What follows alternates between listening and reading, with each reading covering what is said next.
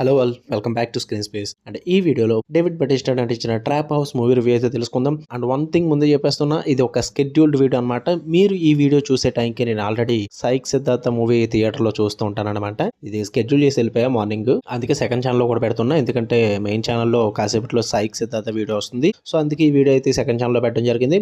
Main channel link అయితే video కింద description లో ఉంటుంది. ఖచ్చితంగా వెళ్ళి సబ్స్క్రైబ్ చేసుకోండి. లేటెస్ట్ కంటెంట్ అంతా కూడా అక్కడే వస్తుంది. అండ్ ఇన్స్టాగ్రామ్ లో కుదిరితే వెళ్ళి ఫాలో చేశాను భయ్య. ఈ మూవీ విషయానికి వచ్చేస్తే రన్ టైం వచ్చేసి 1 hour 42 minutes అయితే ఉంటుంది. రీసెంట్ గా ప్రైమ్ వీడియోలోకి అయితే స్ట్రీమింగ్ వచ్చింది. తెలుగు డబ్బింగ్ కూడా అవైలబుల్ గా ఉంది. స్టోరీ ప్లాట్ విషయానికి వచ్చేస్తే డిఈఏ ఏజెంట్ అయిన రే, అదే డేవిడ్ బటిస్టా గారు డ్రగ్ కార్టెల్ ని పట్టుకునే మిషన్ లో అయితే ఉంటాడు భయ్య. వీళ్ళిద్దరి మధ్యలోకి కొంతమంది టీనేజర్స్ అయితే ఇన్వాల్వ్ అవడం జరుగుద్ది.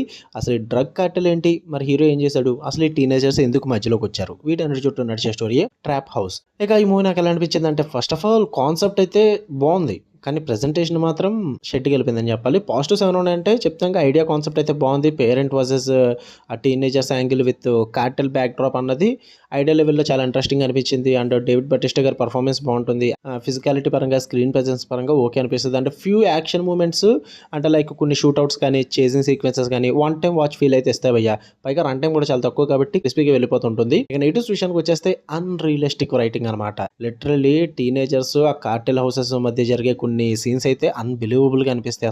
అసలు బిలీవబుల్ గా అనిపించవు భయ్య. అసలు రైటింగ్స్ పరంగా చాలా వీక్ గా ఉంటుంది. అసలు యాక్సెప్టబుల్ గా అనిపించవు ఆ రైటింగ్స్ అన్ని కూడా. అండ్ టోన్ కన్ఫ్యూజన్ ఎక్కువైపోతుంది. ఎందుకంటే కొంచెం హాఫ్ టీన్ అడ్వెంచర్ లా ఉంటుంది, తర్వాత ఏమో ఒక కార్టెల్ డ్రామాలోకి వెళ్ళిపోతుంది. మిక్సింగ్ అంతా కూడా అంతకు వర్కౌట్ అవ్వదు.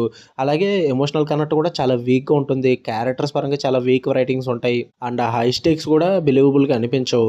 అండ్ స్క్రీన్ ప్లే మొత్తం కూడా ప్రిడిక్టబుల్ గానే ఉంటుంది. ఈజీగా మీకు తెలిసిపోతుంటుంది నెక్స్ట్ ఏం జరగబోతుంది ఏంటని చెప్పేసి ఈజీగా గెస్ట్ చేయొచ్చు. ఎక్కడ కూడా కొత్త మూమెంట్స్ కానీ, హై ఇచ్చే మూమెంట్స్ కానీ, ట్విస్ట్లే కానీ ఏది వర్కౌట్ అవ్వదు. అండ్ వేస్టెడ్ పొటెన్షియల్ అని చెప్తాను నేను. గుడ్ సెటప్ ఉన్నప్పటికీ కూడా ప్రాపర్ పే ఆఫ్ లేకపోవడం వల్ల మూవీ అయితే అస్సలు వర్కౌట్ అవ్వదు. స్టార్ట్ అంటే నాకైతే చాలా బోర్ కొట్టేసింది అనమాట. కాన్సెప్ట్ వైజ్ చాలా ఇంట్రెస్టింగ్ అనిపించింది, బట్ వెళ్ళి కొద్ది మూవీ అలా డల్ అవుతూనే ఉంది, డిప్ అవుతూనే ఉంది. కానీ ఆ ప్రాపర్ పే ఆఫ్స్ లేవు, ఇంట్రెస్టింగ్ మూమెంట్స్ లేవు. అక్కడక్కడ ఏదో అలా వన్ టైం చూడడానికి ఫ్యూ యాక్షన్ మూమెంట్స్ ఉన్నాయి అంతే. వాటి కోసం ట్రై చేద్దాం అనుకుంటే ట్రై చేయండి.